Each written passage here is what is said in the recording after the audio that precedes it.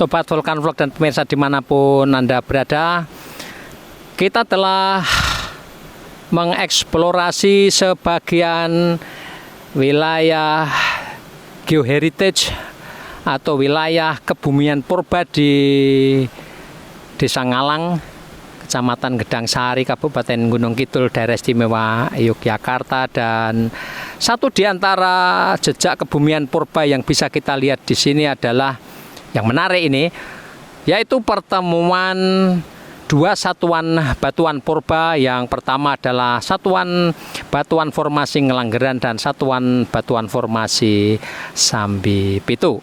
Dan seperti saya jelaskan di awal tadi, rupa bumi Jawa atau tataan di Pulau Jawa ini kan terbentuk atas lapisan-lapisan batuan yang usianya sangat tua, jutaan tahun yang lalu.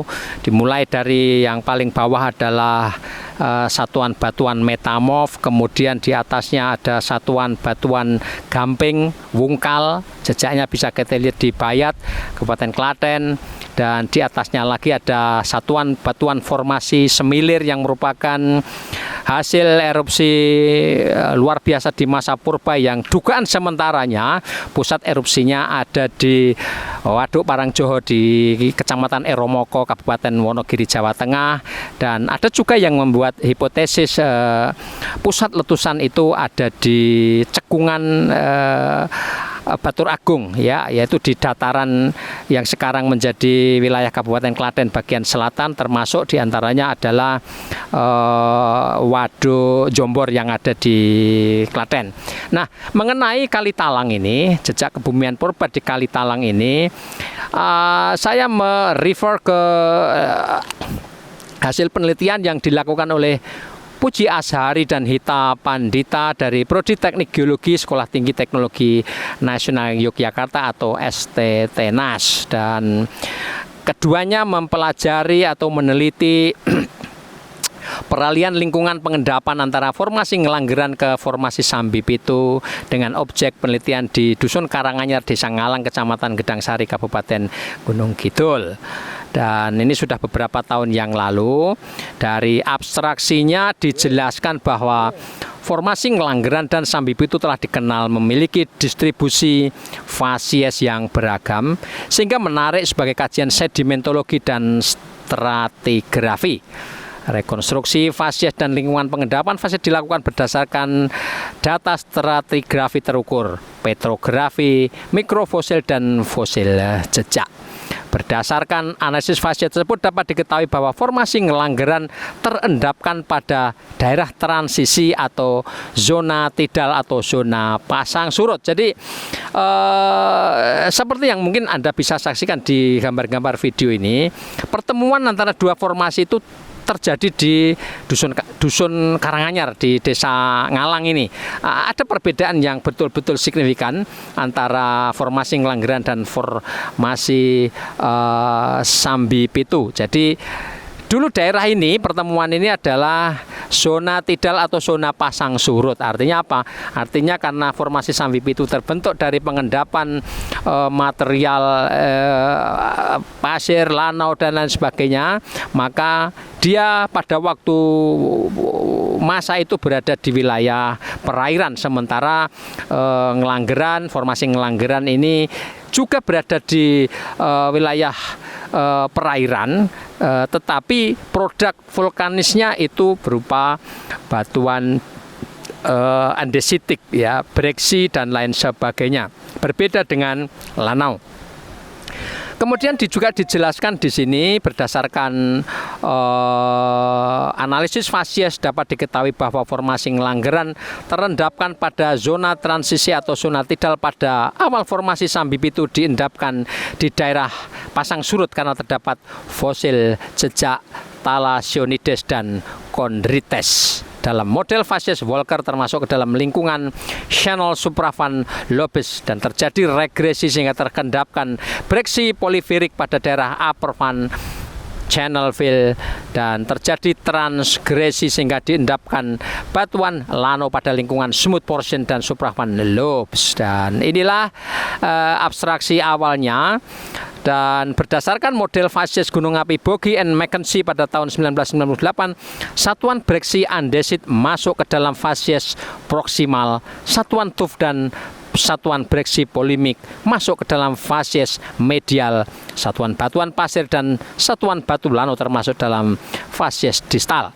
Jadi lokasi ini berada di ring ketiga kalau kita bisa sebut begitu ya, karena fasies proksimalnya itu adalah di pusat, kemudian fasies medialnya itu di tengah-tengah, dan fasies distalnya itu ada di ring ketiga lah, katakanlah begitu. Dan artinya ini lokasi ini ada di ring ketiga karena terjadi pertemuan di wilayah tidal atau pasang surut.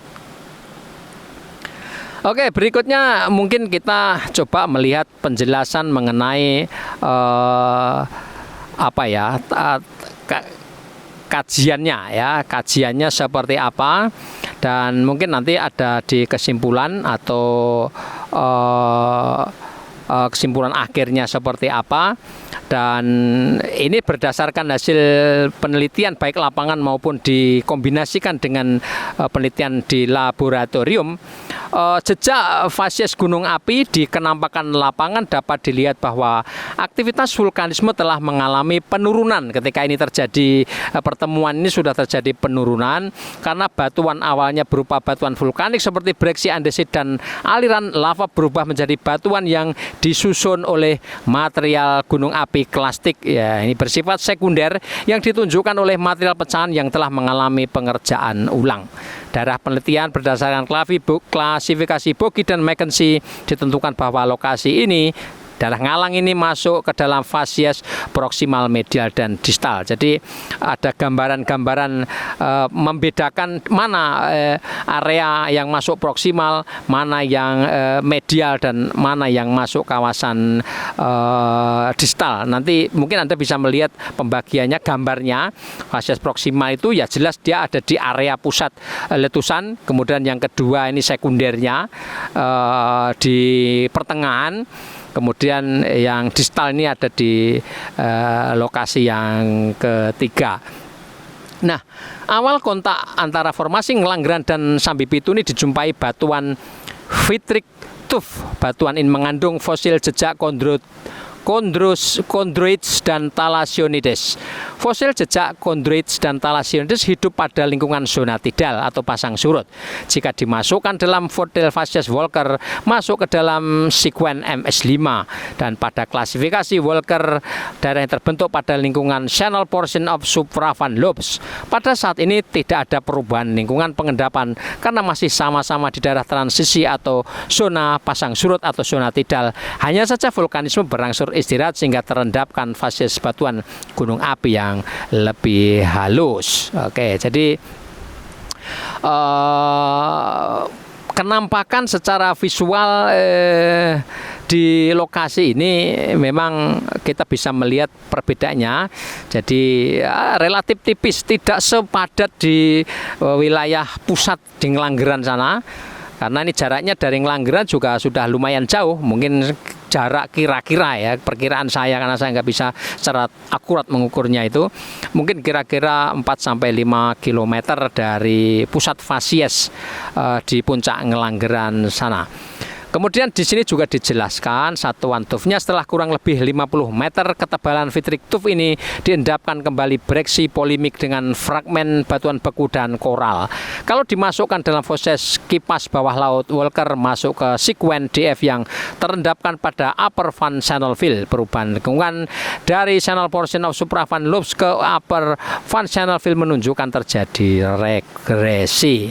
Ya, jadi ini sebagian penjelasannya, dan seperti di gambar-gambar yang bisa Anda saksikan, Kali Ngalang ini memang sekali lagi betul-betul menjadi museum alam yang bisa dilihat oleh siapa saja yang barangkali tertarik oleh masalah-masalah kebumian ini. Betapa berbedanya wilayah di sebelah timur dan di sebelah baratnya, dan semakin ke hilir dari sungai ini tampak semakin dominan formasi Sambipitu karena semakin menjauh dari area Gunung Api Ngelanggeran. Jadi dari hasil penelitian ini disimpulkan bahwa formasi ngelanggeran terendapkan pada daerah transisi atau zona tidal. Pada awal pengendapan formasi Sambipu itu diendapkan pada daerah tidal yang dapat dilihat dari fosil atau jejak Thalassionides dan chondrites yang dimasukkan dalam model Facies Walker termasuk ke dalam lingkungan channel supravan lobes. Terjadinya regresi yang mana terendapkan breksi polimik pada daerah upper van channel field, kemudian terjadi proses transgresi dan terendapkan batu pasir pada lingkungan smooth channel supravan lobes.